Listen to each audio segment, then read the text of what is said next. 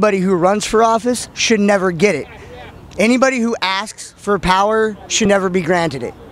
So how do we organize society then? Well, the first step would be taking corporate money out of our government. That would be the first step. The second step, I would say, would be a reformation of the government. So how do people make a living? How do they put food on the table and put a roof over their head? Might I suggest learning how to be a carpenter and a farmer? Okay, and if I can't go out and cut down my own lumber, but I have to get it from somebody else, then how does that work? It's called the barter system, sir. I'm sure you're good at something that other people need. So you want to see us go back to a complete barter system, no money involved at all? Look, I'm not an economist. I have no education in the factor of how human economy works. I only know how it works with me and the people I know, and how we manage to survive, and how we manage to not only survive but thrive. So where did your coat come from? This coat actually came from a friend of mine. But did he make it? She? No. She? No. She bought it from someone? From a union here in America, sir. Union. Okay. All right. You are pro-union. And what do the unions add to our economy? Well, I think how are the unions different from corporations? Or let me answer his question first, and I'll answer yours. Unions give people who have jobs, like, useful jobs, like nurses, carpenters, construction workers, and other such, employees. And the unions give them those jobs? No. They give these people the opportunity to regulate what the government can tell them what they can and can't do, how much they get to make. That's what the union is for. The union is for, well, okay, maybe the unions here in Arizona are different from the ones in Iowa, but the unions that I know were created to make sure that the workers had rights. No, they weren't. You're right. Not anymore. In the beginning. But now, are you talking about private unions or private sector unions, or are you talking about public sector unions? There is a difference. Again, sir, I'm not an economist by trade. So. Well, yeah, but everybody knows the difference between a public sector union and a private sector union. You don't? Well, it's not that look, private sector unions are what? Like unions for regular working folk, and what's the public sector union? I don't know. Government jobs, police, fire, teachers, those are public sector unions. I disagree with the need for police, honestly. I don't think anybody should be given a badge and a gun to tell me that I can't smoke pot or I can't walk across the street. Have you ever had anybody steal anything from you? No. You've never had anybody take anything from you? No, sir. So you see no need for police at all? I see no need for the police in the corrupt form that they exist. Have you ever been to England, sir? Yes, several times. Okay, have you ever noticed the police over there don't carry guns? I did notice that, and they've banned guns over there, and I heard that knife attacks are up now as a result of that. Well, it's also that way in China and Japan, where the police don't carry guns. But also their crime rates are a lot lower than America's. So you think in other governments around the world that they're not armed? Oh, no, they have armed response units for specific attack. Like, okay, there's this room that's cordoned off with 9 crackheads with Kalashnikovs. We need somebody armed to take care of that. But we don't need every officer on every block with a gun, a taser, a beating stick, pepper spray, CS gas, and every other little nifty Batman toy that they get to carry. What happens when they stop somebody on just a regular traffic stop and an officer gets shot? I don't want to hear any complaints. They chose a job where their life is put in danger. Okay. They should be able to protect themselves, right? Hannah, do you have any questions? Just a couple. Do you know how much money that President Obama has added to the national debt? I'm assuming it's a lot more than it was. I don't pay attention to numbers, darling. My fight is for freedom. Things against the NDAA, 1867 Act. I'm totally against 1070. Those are my problems. My problems are with the human rights violations. Okay. Do you know what the 10th Amendment of the Bill of Rights says?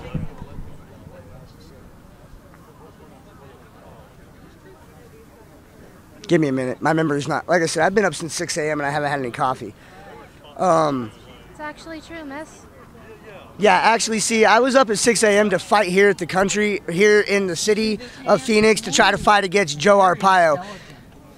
Anyways, look, guys, I'm sorry. I'm not going to deal with this. I'm being heckled, and I ain't got time for that. Okay. Could I ask you just one thing? Yeah. I missed the front end where you said where you're from. Iowa. My name is Mickey. Self-righteous bitch. Yep. Okay, Mickey, thanks very I'm much. gonna Yep. tell you something. Actually, it does. You carrying in a fucking American flag. Watch your language. You're a self-righteous bitch.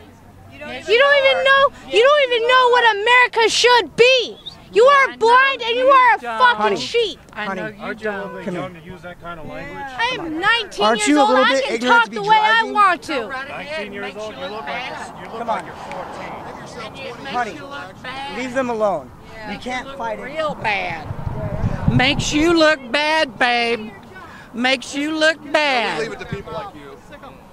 Well, it did. It made her look bad. Would you I'm like to sorry. comment for our reporter here. It sounds like we have some folks that don't believe in police protection and organized civilized society. What's your response to that? Well, I believe in police protection and a civilized society.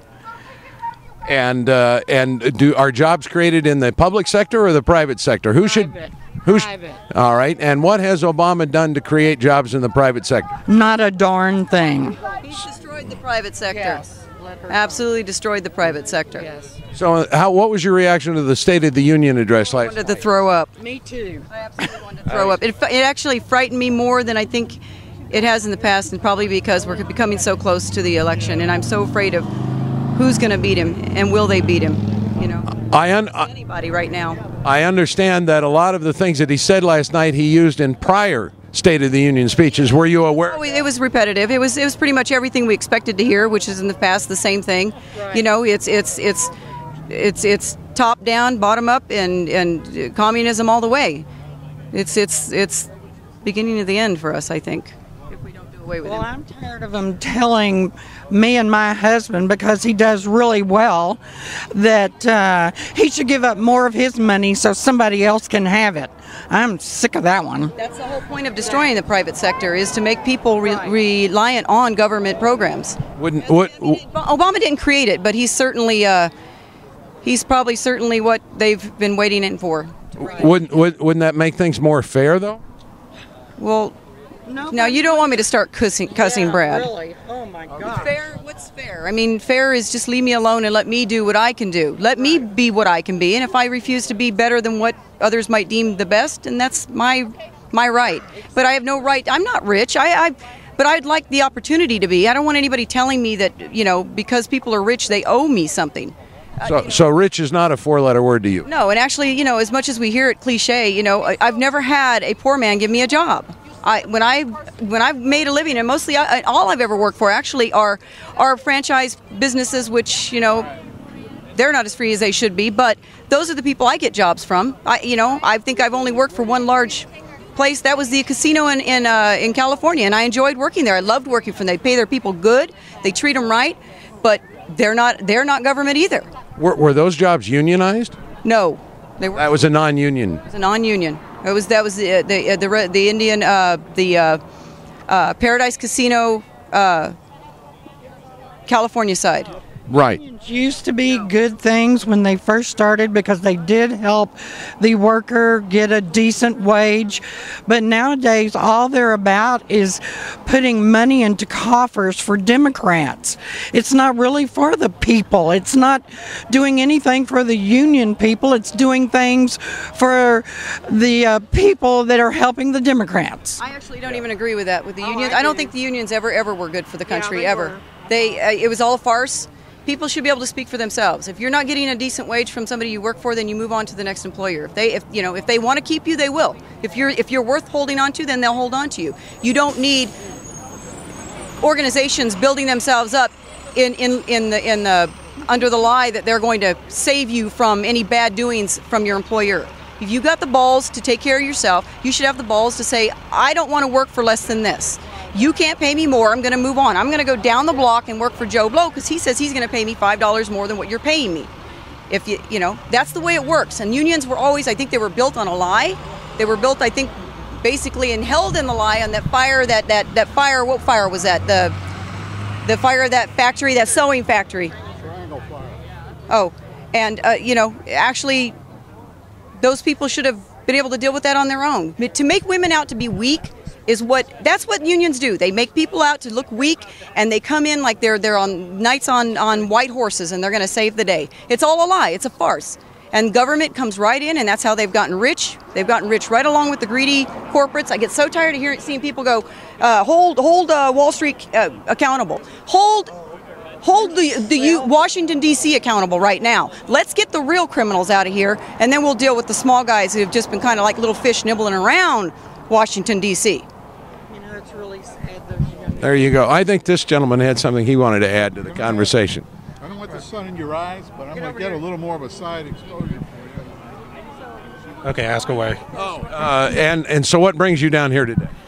Protesting Obama. Protesting what I consider the abomination of all presidencies. This guy, at first I thought Jimmy Carter was the worst president ever, until this guy got elected in 2008. Even Jimmy Carter never bowed down to Ayatollah Khomeini. This guy bowed down to the Saudi king. He bowed down to the Japanese emperor. And what kind of leader is that? He's basically showing the international community that we're subservient to all these other countries around the world. And what do you think will happen if Obama is reelected for another 4 years? I shudder to even think about that. I'd say goodbye to the USA as we know it, because he won't be beholden to the citizens, because this is his last term. This would be his last term, so basically he's got nothing to lose to do whatever the hell he wants to do. Is there anyone you're supporting for president? The people I was primarily supporting were forced out. I was supporting Herman Cain, and when he was forced to drop out, and I still think he was forced out, because all those women, all of a sudden, they shut their mouths up as soon as he announced that he was suspending his candidacy. And then Michelle Bachmann was my other choice. Will you vote Republican in November? Definitely. But the primary right now, when it hits Arizona, I'm going to vote for whoever I feel is the most conservative of the bunch. And right now, I'm not even too sure about the choices. Would you support a third-party candidacy? At this point, I'm not even sure about that. If it's the conservative, well, if it is a true conservative party, and if he's got a good message out there that would say, hey, these candidates like Romney and Newt, they're no different than Obama, and if he or she can get enough supporters throughout the rest of the GOP primary or rest of the primary or what have you, then I probably would back him. But at this point, I can't really say. Okay. Thank you for stopping by to talk to us today.